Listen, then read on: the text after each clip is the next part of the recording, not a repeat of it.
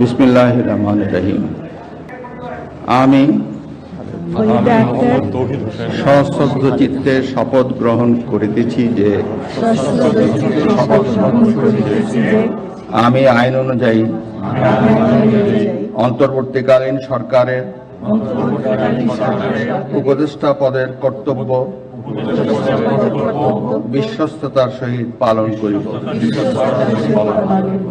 আমি বাংলাদেশের প্রতি অকৃত্রিম বিশ্বাস ও আনুগত্য পোষণ করিব।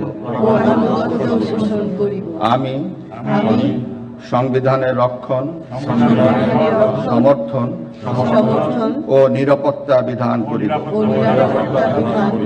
এবং আমি ভীতি বা অনুগ্রহ, অনুরাগ বা বিরাগের বশবর্তী না হইয়া সকলের প্রতি আইন অনুযায়ী যথাবিহিত আচরণ করিব।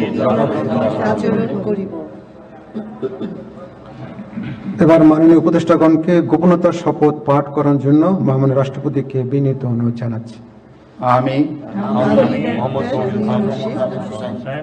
সশ্রদ্ধ চিত্তে শপথ করিতেছি যে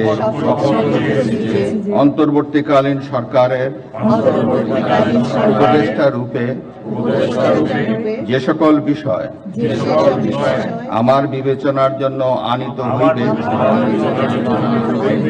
বা যে সকল বিষয় আমি অবগত হইব তাহা উপদেষ্টা রূপে যথাযথভাবে আমার কর্তব্য পালনের প্রয়োজন ব্যতীত